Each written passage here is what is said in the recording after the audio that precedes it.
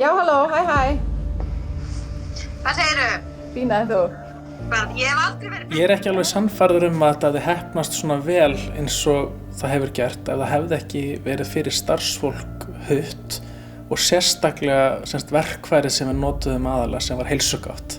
Hugmyndin með heilsugáttinni að þar hafur aðgang að öllum upplýsingum sjúklinginn í staðinn fyrir það að heilbrigðisstarfsmaður þurfa að fara ofan í hvert og eitt kerfi til að nálgast gögnin. Það var blá 2, sko.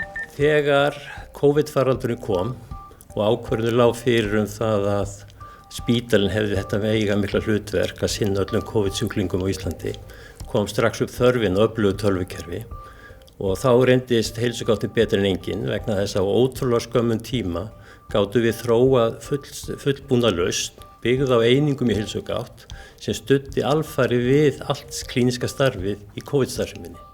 Við sáum strax tækifæri því að nota ákveðna kjarnaeiningar í heilsugátt til að mæta þessari þörf. Það að halda utanum í sjúklingahóp alltaf kannski 1000 til 2000 sjúklinga samtímis og að stór hópur starfsmanna væri að vinna í hópnum á sama tíma og þyrfti að sjá gögn uppfærast í rauntíma og þá var ekkert annað að gera en að spýta svolítið í og að sjálfsögðu voru allir í þróunarhópnum klárir og boðnir og búnir til að leggja á sig þetta svona auka sem þurfti að gera til að láta heilsugáttina og þær vörur sem við notum í henni virka sem best. Þessi yfirsýn sem við gátum fengið á leifturhraða yfir bæði vandan og hversu mikið hann stækkaði dag frá degi. Ég ekki sannfærður það að eitthvað annað verkfæri en til dæmis heilsugátt hefði geta þjóna þessu. Og líka vilji starfsmanna hjá hutt til að koma og búa til ný tól og tæki. Að morgni dags kallaði maður eftir einhverju spjallrás, einhverju lausn, einhverjum hóp, einhverjum dálk, einhverjum filter og hádegi, spil eftir hádegi var þessi lausn komin og maður gat prófað hann og fengið tilfinningu fyrir hvernig hún virkaði og hvernig hún þjónaði vandamálinu.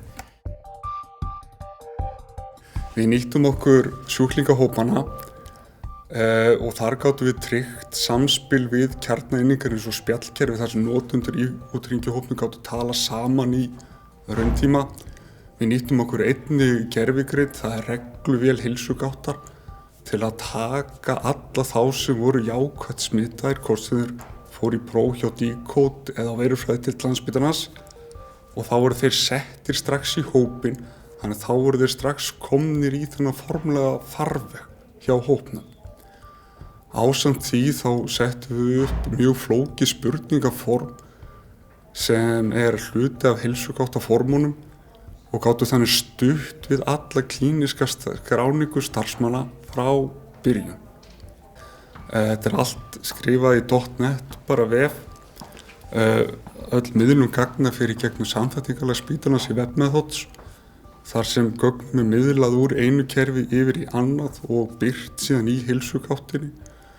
Þróunarhópurinn hann samanstendur af 8 einstaklingum. Þeir eru að upplagi sjálfstæðir verktakar. Þetta eru verkfræðingar og tölvunarfræðingar.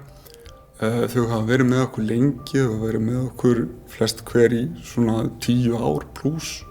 Árangurinn af COVID-meðferðin á spítalanum hefur reynst framúrskarandi og það alveg óumdeilt og ég held að við séum upp í fararbroddi þar jafnvel á heimsvísu og við heyrum frá forsvarsfólki COVID-heimisins að þar hafi hugbúnaðarþátturinn spilað mjög stóra rullu sem í rauninni sýnir enn og aftur mikilvægi upplýsingatækninnar í klínísku starfi og hversu öflugt tól heilsugáttin hefur reynst. Ég hef aldrei áður á neinum vinnustað